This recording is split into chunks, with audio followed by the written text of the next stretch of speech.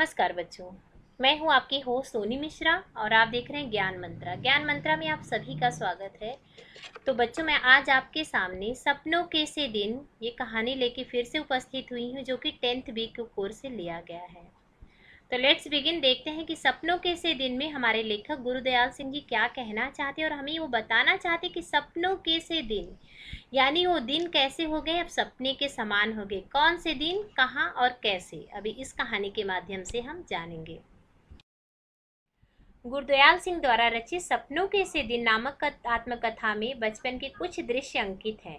तो चलिए अब हम पाठ में प्रवेश करते हैं और देखते हैं कि क्या बताया है हमारे गुरुदयाल जी ने अपने बचपन के बारे में। तो बचपन में भले ही सभी सोचते हों कि काश हम बड़े होते तो कितना अच्छा होता, परंतु जब सच में बड़े हो जाते हैं तो उसी बचपन की यादों को याद कर कर के खुश हो जाते हैं। बचपन में बहुत सी ऐसी बातें होती हैं जो उस समय समझ में नहीं आती, क्योंकि उस समय सोच का दायरा सीमित होता है। और ऐसा भी कई बार होता है कि जब बातें बचपन में बुरी लगती है, वही बातें समझ आ जाने के बाद सही साबित होती हैं।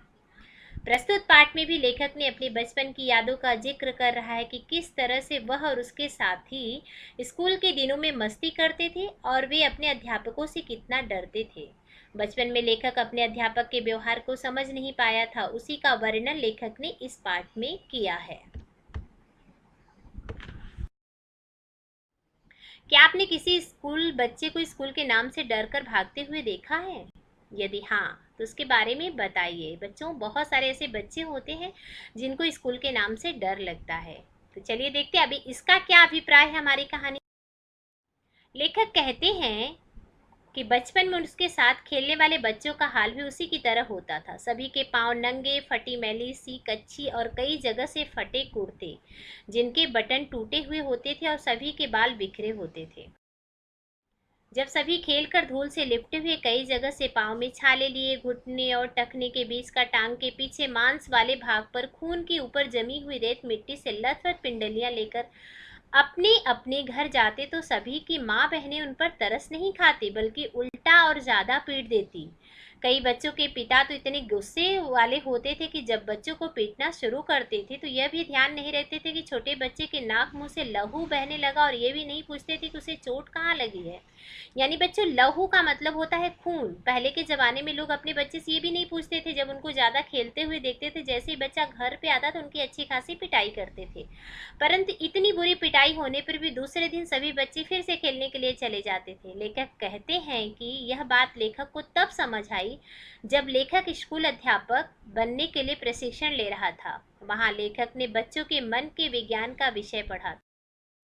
लेखक कहते हैं कि कुछ परिवार के बच्चे तो स्कूल नहीं जाते थे, और जो कभी गए तो पढ़ाई में रुचि न होने के कारण किसी दिन बस्ता तालाब में फेंक आए, और उनके माँ बाप ने उनको स्कूल भेजने के लिए कोई जबरदस्ती नहीं की। यहाँ तक कि राशन की दुकान वाला जो किसानों की फसलों को खरीदते और बेचते हैं, वे भी अपने बच्चों को स्कूल भेजना जरूरी नहीं समझते थे। वे कहते थे कि जब उनका बच्चा थोड़ा बड़ा हो जाएगा तो पंडित घनश्याम दास से हिसाब किताब लिखने की पंजाबी प्राचीन लिपि पढ़वाकर सिखा देंगे और दुकान पर खाता लिखवाने लगा।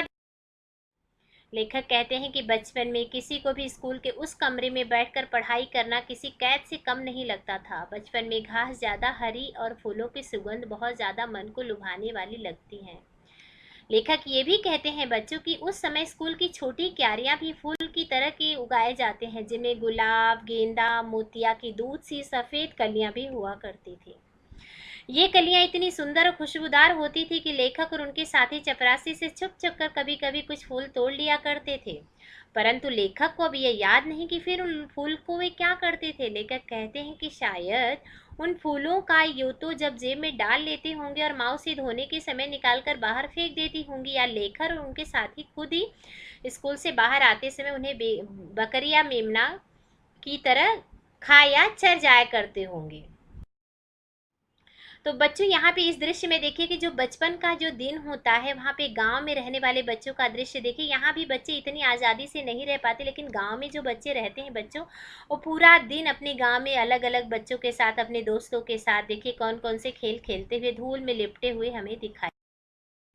लेखक कहते हैं कि उसके समय में स्कूल में साल के शुरू में 1 डेढ़ महीना ही पढ़ाई हुआ करती थी, फिर 1.5 2 महीने की छुट्टियां शुरू हो जाती थी।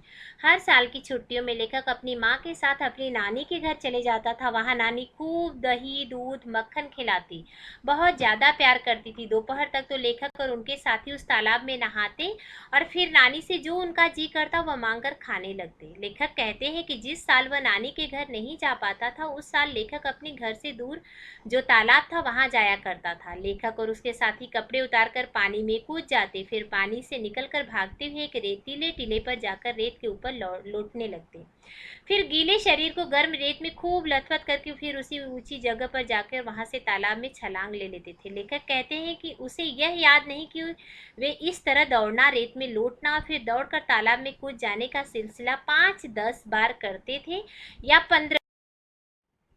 तो बच्चों यहाँ पे फिर से देखिए, फिर से आपके सामने मैं बहुत ही प्यारा सा चित्र लेके आई हूँ। लेखक वहाँ पे नदी में तालाब में दौड़ता था, खेलता था, कूदता था, पूरी दोपहर अपने साथियों के साथ मौज मस्ती करते थे। फिर नानी के पास आके देखो उनके पास कितने अच्छे अच्छे भोजन नानी बना बना के रखती हैं। क्योंकि बच्चों जब हम अपने नानी की छुट्टियों में हम नानी के घर क्यों जाते हैं, हम इसलिए नानी के घर पे जाते हैं क्योंकि नानी हमारी बहुत ही और हमारे गुरुदयाल जी क्या कहते हैं कि जैसे जैसे उनकी छुट्टियों के दिन खत्म होने लगते वे लोग इन दिन गिनने शुरू कर देते। डर के कारण लेखक और उसके साथी खेल कूद के साथ साथ तालाब में नहाना भी भूल जाते। अध्यापकों ने जो काम छुट्टियों में करने के लिए दिया होता था उसको कैसे करना है इस बारे में सोचने लगते। काम ना किया होने के कारण स्कूल में होने वाली पिटाई का डर अब और ज्यादा बढ़ने लगता। लेखक बताता है कि कितनी ही सहपाठी ऐसे भी होते जो छुट्टियों का काम करने के बजाय अध्यापकों की पिटाई अधिक सस्ता सौदा समझते। ऐसे ही समय में लेखक और उसके साथी का सबसे बड़ा नेता ओमा हुआ करता।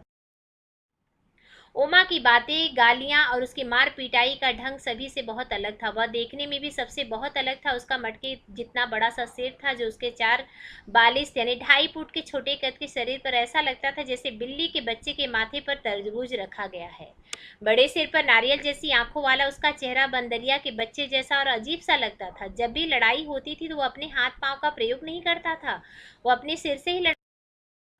लेखक कहते हैं कि जिस स्कूल में पढ़ता था वह स्कूल बहुत छोटा था। उसमें केवल छोटे छोटे 9 कमरे थे, जो कमरों के अक्षर यच की तरह बने हुए थे। दाईं ओर का पहला कमरा हेडमास्टर श्री मदन मोहन शर्मा जी का था। स्कूल की प्रेयर प्रार्थना के समय वह बाहर आते थे और सीधी पंक्तियों में कद के अनुसार खड़े लड़कों को देखकर उनके गोरा चेहरे पर खुशी साफ ही दिखाई देती थी। मास्टर प्रीतम चंद की स्कूल की पीटी थी।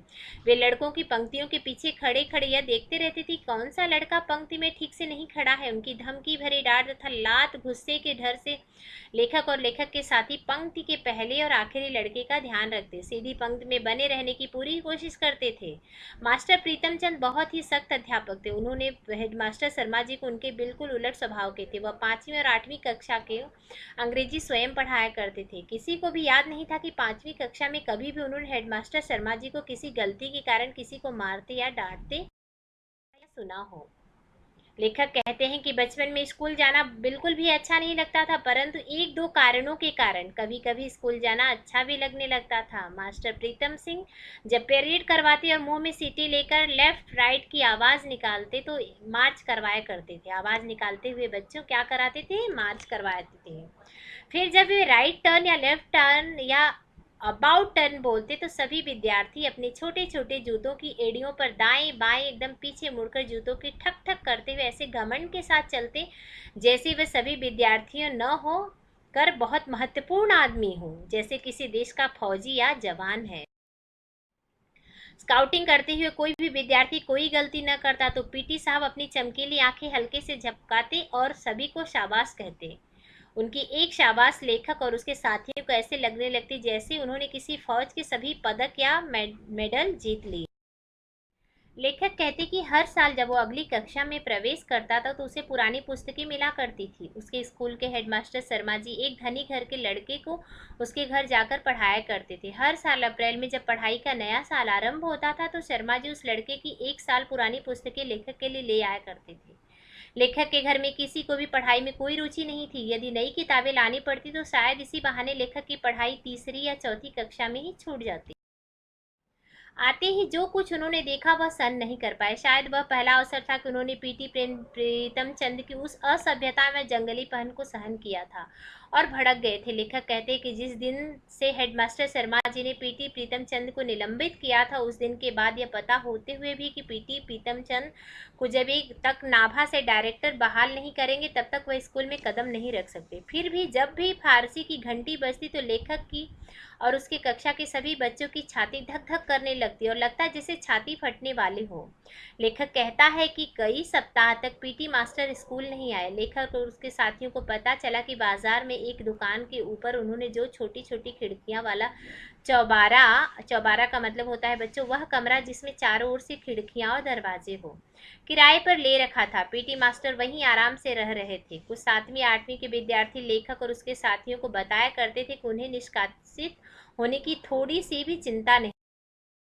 जिस तरह वह पहले आराम से पिंजरे में रखे 2 तोतों को दिन में कई बार भिगोकर रखे बादामों की गिरियों को छिलका उतारकर खिलाते थे, वे आज भी उसी तरह से रह रहे हैं। लेखक और उसके साथियों के लिए चमत्कार ही था कि जो प्रीतमचंद पट्टी या डंडे से मार मार कर विद्यार्थियों की चमड़ी तक उधेड़ देता था, वह अपने तोतों से मीठी मीठी बातें कैसे कर लेते हैं। लेखक स्वयं सोच रहा था कि क्या तोतों को उनकी आग की तरह जलती भूरी आंखों से डर नहीं लगता होगा। लेखक और उसके साथियों की समझ में ऐसी बातें तब नहीं आ पाती थी क्योंकि तब ये बहुत छोटे हुआ करते थे। वो तो बस पीटी मास्टर के इस रूप की तरह से अद्भुत, उनको देखने के बाद उनको ये अद्भुत। तो बच्चों चलिए अभी हम चरित्र चित्रण के बारे में बता देते हैं, जो इससे रिलेटेड बहुत ही इंपॉर्टेंट प्रश्न आता है आपके एग्जाम में। चरित्र चित्रण हम करते हैं अभी मास्टर प्रीतम चंद जी के बारे में।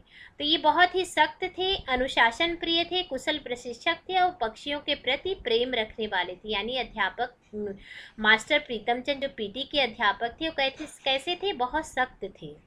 अनुशासन यानी इनको डिसिप्लिन बहुत पसंद था बच्चों, और बहुत ही कुशल प्रशिक्षक थे। पक्षियों यानी चिड़िया के प्रति उनको बहुत प्रेम था। अभी लेखक का सहपाठी ओमा। ओमा लेखक के बचपन का मित्र था। वे दोनों एक ही कक्षा में पढ़ते थे। ओमा बहुत शरारती छात्र था। वह दूसरे विद्यार्थियों को मारता पीटता था और गंदी गंदी गालियां भी दिया करता था। वह अत्यंत अनुशासनहीन छात्र था। वह बहुत ताकतवर भी था। वह चंचल स्वभाव का बालक था जिसे पढ़ना लिखना अच्छा नहीं लगता था। कक्षा में शिक्षक द्वारा किए गए काम को ओमा कभी पूरा नहीं कर पाता था। शिक्षक के द्वारा पिटाई खाने की वह आसान समझता था। उनकी पिटाई का उस पर कोई असर नहीं पड़ता था क्योंकि उसका शरीर बहुत मजबूत था, उसका सिर भी बहुत बड़ा था। वह लड़ाई में सिर से ही वार करता था, इसलिए बच्चे ओमा को रेल बम्बा कह। अभी हम हेडमास्टर जी के बारे में जान लेते बच्चों। उनके हेडमास्टर शर्मा जी का अगर चरित्र चित्रण आपके एग्जाम में प्रश्न पूछे जाएंगे तो आप बता सकते हैं कि हेडमास्टर शर्मा जी अनुशासन प्रिय परंतु विनम्र व्यक्ति थे। वे बच्चों को मारने पीटने में विश्वास नहीं रखते थे। वे बहुत प्रेम से छात्रों को पढ़ाते थे और नाराजगी भी आंखों से ही प्रकट करते थे। बहुत गुस्सा होने पर गाल पर हल्की सी चपत लगाकर बच्चों को सुधार देते थे। वे क्रूरता से कोसों दूर थे और इसी कारण मास्टर प्रीतम चंद की बर्बरता वे सहन नहीं कर सके और उन्हें तुरंत प्रभाव से विद्यालय से निकलवा दिए। वे बहुत ही अच्छे प्रशासक, गुरु तथा उदारमान थे।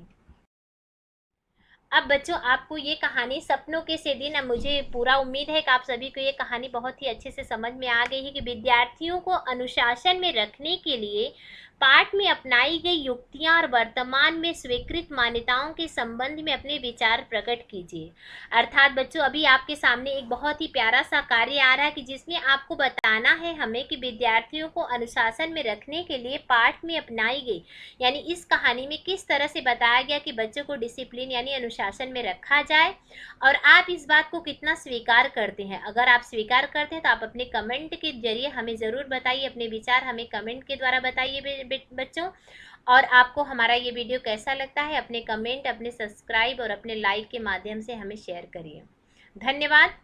फिर मिलेंगे एक अच्छे से और नई वीडियो के साथ, आपकी ज़रूरत पूरी करने की पूरी कोशिश के साथ। धन्यवाद बच्चों।